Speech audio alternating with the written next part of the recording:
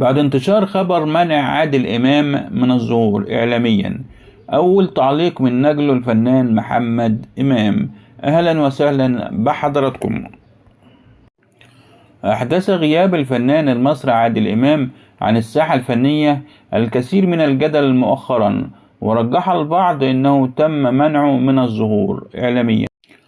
هذا الأمر سبب ضجة عند الجمهور، وتفاجأ الجميع بعد انتشار هذا الخبر بشكل كبير، وخصوصا بعد غيابه مؤخرا عن حفل جو أورد الذي أقيم في السعودية. بجهته خرج الفنان محمد إمام عن صمته ورد على الاتهامات التي طالته وشقيقه المخرج رامي إمام بأنهما يمنعان والدهم النجم عادل إمام من الظهور. محمد إمام أبدى استغرابه عن هذا الخبر، مؤكدا أنه كلام لا أساس له من الصحة، وإن الزعيم بخير ويستمتع بوقته مع أولاده.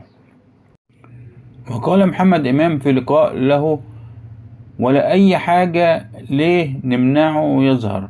والناس بتزوره في البيت ومفيش أي حاجة، وهو واخد أجازة وبيقضي وقته مع أحفاده ويستمتع بحياته، لأن عادل إمام عمل اللي ما تعملش حد عمله، وهو في فترة راحة. وحقق محمد إمام نجاحا كبيرا من خلال فيلم أبو نسب، والذي ما زال يعرض في السينمات، وحقق أكثر من 50 مليون جنيه منذ طرحه.